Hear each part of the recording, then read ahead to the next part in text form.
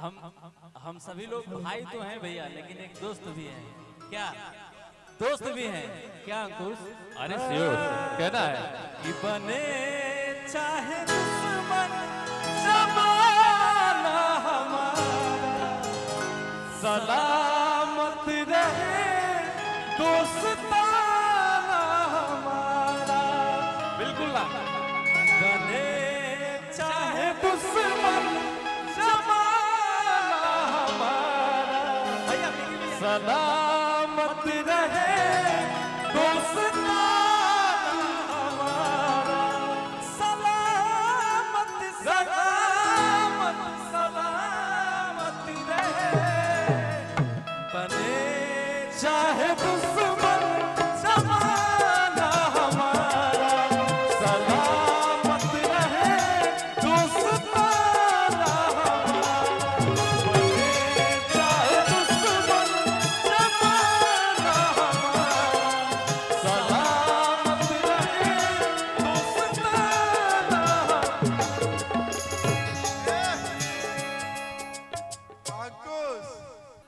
कि दीदिया के छोड़िए जीजा हम, अरे पपाड़ गहिला आया के ससुरारी में बिगाड़ गइला।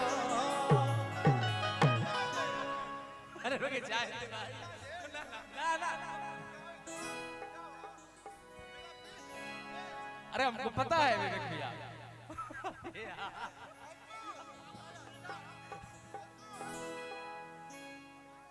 कि हमारा के छोड़िए जीजा सॉरी दीदिया के छोड़िए जीजा हम, रे पपाड़ गइला हम, रे पपाड़ गइला आके ससुरारी में बिगाड़ गइला। ए जीजा हो आके ससुरारी में बिगाड़ गइला। दीदिया के छोड़िए जीजा हम, रे पपाड़ गइला हम, रे पपाड़ गइला आके ससुरारी में बिगाड़ गइला।